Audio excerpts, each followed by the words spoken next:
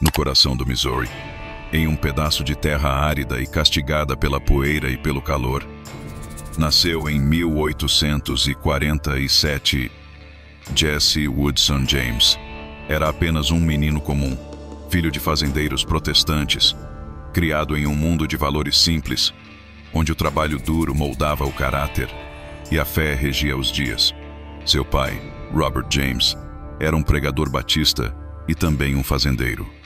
Já sua mãe, Zerelda, era uma mulher forte, de olhos firmes e palavras afiadas, que comandava a casa com punho de ferro.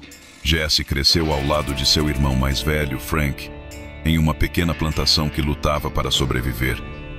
Enquanto as tensões do país começavam a ferver como um caldeirão prestes a explodir, a infância dos irmãos James foi marcada por uma calmaria enganosa. Enquanto ajudavam na lavoura e cuidavam dos animais, o mundo ao redor mergulhava em conflitos que moldariam o destino de toda uma geração. A Guerra Civil Americana se aproximava e o Missouri, estado fronteiriço entre Norte e Sul, era um campo minado de ideologias e disputas sangrentas. Foi nesse solo rachado pela divisão que Jesse começou a se transformar. Quando a guerra explodiu em 1861, Frank James foi um dos primeiros a pegarem armas, se unindo aos confederados em busca de preservar o que chamavam de modo de vida sulista. Jesse, ainda jovem demais para lutar, observava tudo com olhos atentos e coração inflamado. Logo, ele também se envolveria. Em 1864, aos 16 anos, se juntou aos guerrilheiros liderados por William Quantrill e posteriormente aos homens de Bloody Bill Anderson, unidades paramilitares conhecidas por suas táticas brutais, emboscadas e execuções sumárias. Foi nesse inferno que Jesse James foi forjado.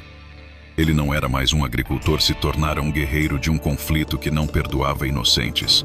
Participou de ataques ferozes, como o massacre de Centralia, onde soldados da União foram emboscados e executados a sangue frio.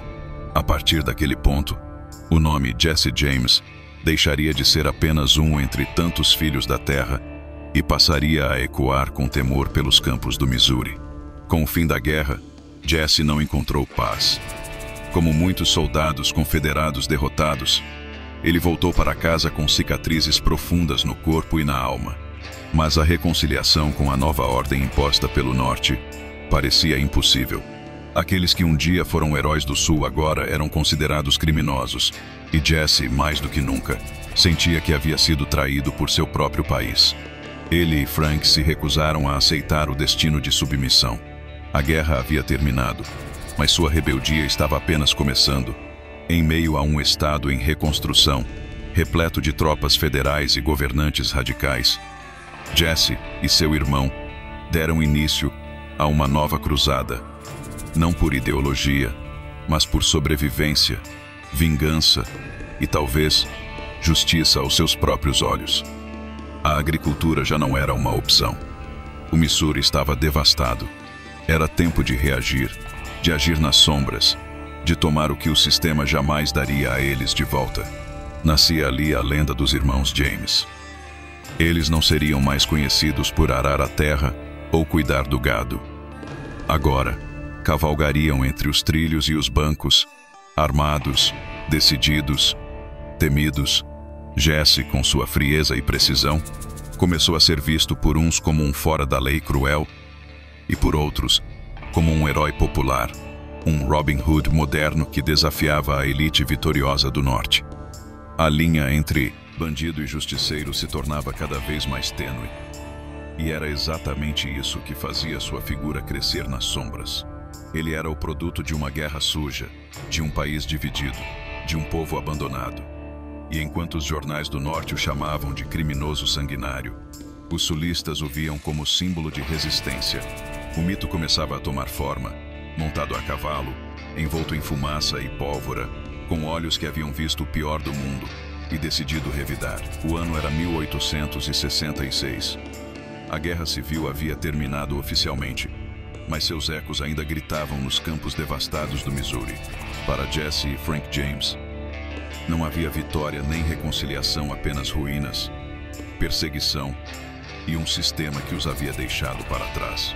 Foi nesse ambiente de hostilidade e ressentimento que os irmãos decidiram continuar sua própria guerra, agora com outro uniforme, o da criminalidade. Mas, para eles, cada roubo era mais do que um crime, era um ato político, um recado aos que haviam vencido e, ao mesmo tempo, abandonado os derrotados. O primeiro assalto atribuído à gangue dos James foi a um banco em Liberty, Missouri. Foi rápido, preciso e brutal. Saíram com milhares de dólares, uma quantia inimaginável para os tempos, e deixaram para trás uma trilha de terror. A polícia local ficou paralisada. Não estavam preparados para aquele tipo de ousadia. Mas Jesse James não era apenas um fora da lei comum. Ele se tornava algo maior, um símbolo. Seus feitos eram contados de boca em boca. Alguns exageravam, outros romantizavam, mas todos falavam de Jesse. Aos poucos, os James se uniram a outros ex-guerrilheiros confederados, formando uma das gangues mais temidas do Velho Oeste, a gangue James Younger. Entre eles estavam homens como Cole e Jim Younger, duros, leais e implacáveis. Juntos, começaram uma série de assaltos a bancos, trens e diligências que atravessaram estados e desafiaram autoridades locais, xerifes, milícias e até agências de detetives. A cada golpe, sua fama aumentava. A cada fuga, o mito ganhava mais força. Mas Jesse não era apenas pólvora e sangue. Era estratégia, carisma e controle da narrativa. Sabia usar a imprensa como ninguém. Em uma época sem televisão nem rádio, os jornais moldavam a opinião pública. E Jesse aprendeu a jogar esse jogo. Escrevia cartas abertas aos editores dos jornais locais, negando crimes, justificando ações e se colocando como um herói popular, o justiceiro que enfrentava os bancos opressores e a política corrupta. Suas palavras inflamavam o povo simples, que começava a ver nele uma esperança em forma de pistoleiro. Enquanto isso, as autoridades viam Jesse como um fantasma. Sabiam que ele estava por trás de inúmeros assaltos, mas nunca conseguiam capturá-lo. Ele conhecia cada trilha, cada esconderijo entre as colinas do Missouri. Contava com o apoio de simpatizantes locais, que o viam como um deles, alguém que enfrentava o sistema. Era protegido, alimentado e escondido como um guerreiro sagrado de um povo derrotado. Isso o tornava ainda mais perigoso. Um dos momentos que mais consolidou sua fama foi o assalto ao trem da Rock Island em 1873. Jesse e seus homens pararam a locomotiva no meio da noite, armados até os dentes, e vasculharam cada vagão em busca de dinheiro. Mas não apenas isso. Durante o roubo, Jesse impediu que passageiros comuns fossem feridos, ganhando mais admiração popular. Era como se seguisse um código próprio, brutal com os poderosos, protetor com os humildes. Um fora da lei com senso de justiça distorcido, mas inegavelmente carismático. Contudo, por trás da lenda, havia um homem cada vez mais cercado pela violência. Os confrontos com xerifes se intensificavam, tiroteios se tornavam frequentes e a lista de inimigos crescia. A agência Pinkerton, famosa por caçar criminosos de alto nível, foi contratada pelos donos de bancos e ferrovias para capturá-lo. E Jesse sabia, estava em guerra, não mais uma guerra por território, mas por sua própria sobrevivência. A cada passo, a linha entre herói e vilão se tornava mais nebulosa. Para uns, Jesse era um assassino impiedoso. Para outros, um libertador de botas e revólver. O que ninguém podia negar era sua inteligência, sua frieza e sua capacidade de desafiar o impossível. O Velho Oeste era uma terra de lendas vivas.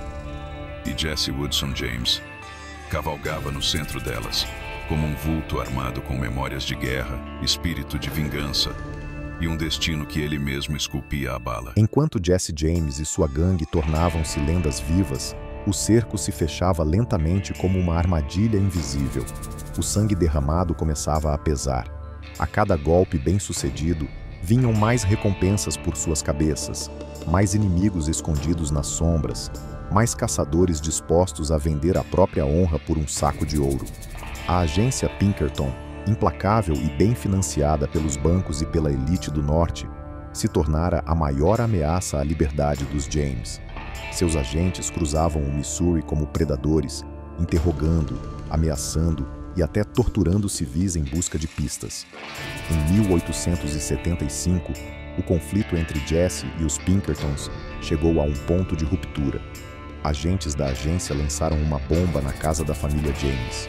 O ataque matou o meio-irmão mais novo de Jesse, Archie, de apenas 9 anos, e feriu gravemente sua mãe, Zerelda, que perdeu o braço. O ato chocou o estado inteiro. A violência brutal contra civis, especialmente contra uma mulher e uma criança, teve o efeito oposto ao desejado. Inflamou ainda mais a opinião pública contra o governo e contra os caçadores de recompensas. Jesse James agora não era apenas um fora da lei, era uma vítima da máquina opressora. Mas esse trauma também o mudou. O homem que já fora um pistoleiro com uma certa moral, passou a agir com mais frieza e sede de vingança. O sangue da guerra civil voltava a correr por suas veias. A violência se intensificou. Os assaltos tornaram-se mais ousados, mais perigosos, mais desesperados. Jesse sabia que o tempo estava contra ele, mas se recusava a recuar. Ainda era o mesmo jovem que, anos antes, cavalgara com Bloody Bill Anderson. A guerra nunca havia terminado para ele. Em 1876, a gangue James Younger decidiu realizar o que seria o maior assalto de todos: o Banco de Northfield, Minnesota. Era um desafio direto ao norte, em território hostil, longe do apoio do Missouri. O plano era simples: entrar, dominar e sair com o dinheiro da elite local. Mas o que aconteceu naquele dia marcaria o começo do fim.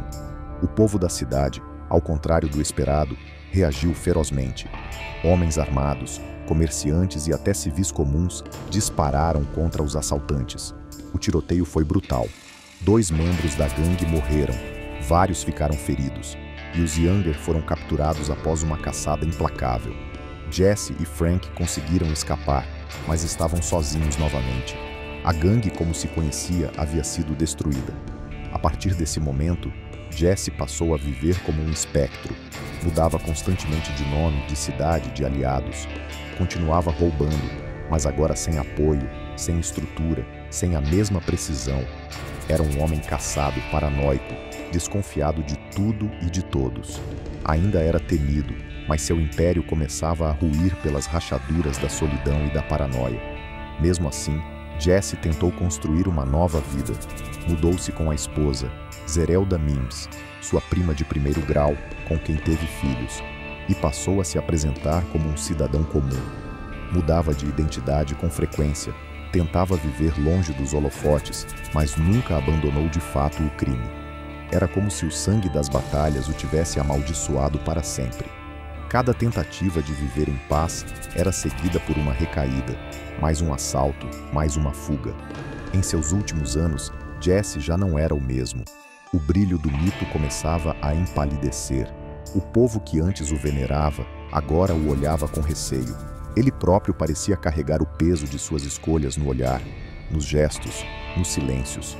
Era um homem à beira de um abismo invisível, preso entre a glória e a culpa, entre a lenda e o vazio. E foi nesse estado frágil, envolto por fantasmas e traições, que Jesse começou a cavar, sem saber, sua própria cova, porque o fim não viria em um duelo ao pôr do sol, nem em um tiroteio espetacular como os jornais gostavam de pintar. O fim viria pelas mãos de alguém que ele julgava leal, alguém que estava mais próximo do que ele jamais imaginara. Jesse Woodson James, o pistoleiro mais temido do Oeste, caminhava para o fim sem saber. Já não era mais o jovem impetuoso das guerrilhas, nem o líder carismático de uma gangue unida pela causa confederada. Era um homem envelhecido pela desconfiança, marcado pelas perdas, sufocado pelas lembranças de sangue e de guerra. Ao seu redor, o mundo mudava. O Oeste selvagem estava sendo domesticado, e o povo, cansado de lendas, queria segurança. Mas Jesse continuava lutando contra um inimigo invisível, o tempo. Após o desastre de Northfield, Jesse passou anos mudando de identidade. Vivia sob nomes falsos em pequenas cidades do sul e do meio oeste. Sua esposa, Zerelda Mims, acompanhava seus passos silenciosos, criando os filhos enquanto o marido planejava novos assaltos. Apesar das tentativas de viver longe do crime, a adrenalina, a raiva e a obstinação não o deixavam parar.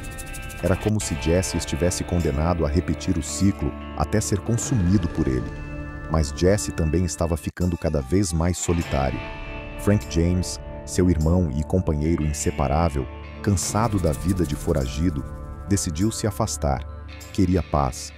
Jesse respeitou a decisão, mas isso o deixou ainda mais vulnerável.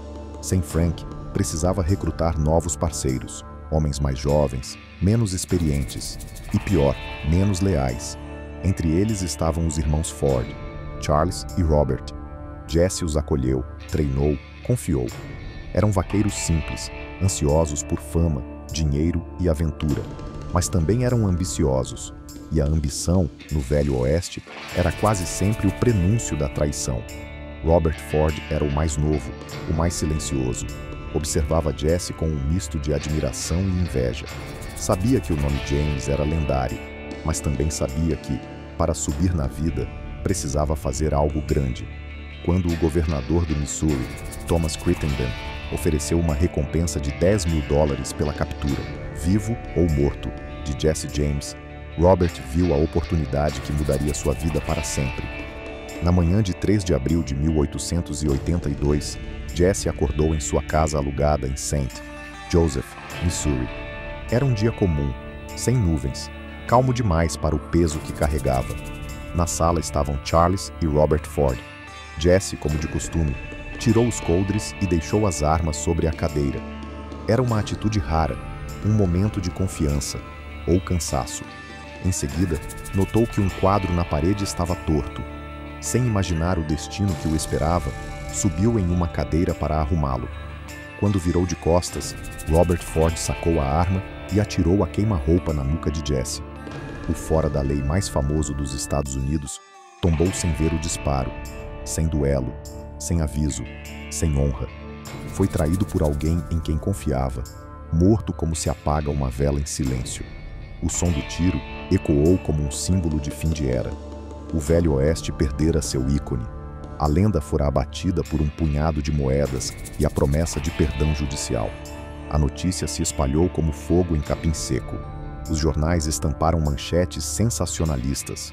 Robert Ford foi inicialmente tratado como herói pela elite do Norte, mas rapidamente se tornou alvo de desprezo popular. Foi chamado de o covarde que matou Jesse James. O povo que havia temido Jesse agora lamentava seu fim. O mito crescia mais na morte do que na vida. Robert Ford passou o resto de seus dias fugindo da própria culpa. Tentou lucrar com a fama, encenando a morte de Jesse em teatros e saloons, mas a sombra da traição o perseguia como um fantasma. Morreu anos depois, assassinado a tiros, como se a maldição de Jesse James houvesse cobrado seu preço. Enquanto isso, o corpo de Jesse foi velado como o de um mártir. Muitos compareceram para ver de perto aquele que havia desafiado o governo, os bancos e os poderosos. Sua mãe, ao lado do caixão, dizia com firmeza que Jesse fora um guerreiro. E ali nascia, definitivamente, a lenda. Jesse Woodson James foi enterrado no quintal da casa de sua mãe, sob uma lápide simples que carregava o peso de uma história que o mundo inteiro começava a contar. Mas com sua morte, não se encerrou sua jornada. Ela apenas mudou de forma. O homem virou mito. E o mito, por sua vez, tornou-se eterno. Porque lendas como Jesse James não terminam com uma bala. Elas se multiplicam, se distorcem, se adaptam às gerações que vêm depois. Poucos personagens do Velho Oeste deixaram um rastro tão ambíguo. Para uns, Jesse foi apenas um criminoso sanguinário, um ladrão frio que espalhou terror e morte. Para outros, foi o justiceiro dos derrotados, o rebelde que enfrentou um sistema corrupto, o homem comum que ousou desafiar a estrutura de poder que esmagava seu povo. Essa dualidade é o que alimenta sua lenda até hoje, porque Jesse James não cabe em apenas uma definição. Seu rosto foi estampado em folhetins, pôsteres, livros, músicas e filmes. Hollywood o transformou em anti-herói. Romancistas o pintaram como mártir. Cantores country o colocaram em baladas tristes sobre a morte e a traição. Museus foram criados. Réplicas da casa onde morreu viraram pontos turísticos. E, em muitos rincões dos Estados Unidos, ainda se fala o nome Jesse James, com reverência, como se ele fosse mais do que um homem, como se fosse um espírito antigo que paira entre os trilhos e vales do Oeste. Ao longo do século XX, surgiram diversas teorias conspiratórias. Algumas diziam que Jesse não havia morrido em 1882, mas sim forjado a própria morte e fugido para o Texas, ou até para a América do Sul. Houve supostos descendentes, caçadores de tesouros procurando o ouro que ele teria enterrado, e até pessoas que afirmaram ter conhecido o verdadeiro Jesse James em idade avançada. A exumação de seu corpo foi realizada mais de um século depois, e os testes de DNA confirmaram sua identidade. Mas mesmo a ciência não conseguiu apagar o fascínio, porque lendas não precisam de provas, apenas de perguntas que nunca se calam. Frank James, o irmão sobrevivente, entregou-se às autoridades algum tempo após a morte de Jesse. Foi julgado e, surpreendentemente, absolvido. Viveu o resto da vida como homem livre, trabalhando como guia turístico e escrevendo memórias. Morreu em 1915, velho e silencioso, como se carregasse o peso de uma história que ninguém jamais compreenderia por completo. Hoje, o nome Jesse James continua vivo. Representa mais do que crimes e tiroteios. É o símbolo de um tempo em que a justiça era feita à bala, em que os homens escreviam sua própria história com coragem, selvageria e contradição. Ele é a personificação do Oeste em sua forma mais crua e romântica. Liberdade sem lei, honra misturada à vingança, glória e tragédia entrelaçadas como celas e esporas. E talvez o que mais assuste ou encante no legado de Jesse James é o fato de que ele não buscava ser herói nem vilão. Ele apenas reagiu a um mundo em ruínas da única forma que sabia, com pólvora, astúcia e ferro. Sobreviveu à guerra, ao tempo e à traição. Foi homem, foi lenda, e continua cavalgando na memória coletiva como um eco que nunca se apaga. Porque no Velho Oeste, onde o tempo é poeira e o destino se escreve ao som de disparos, alguns nomes permanecem, e Jesse James é um deles.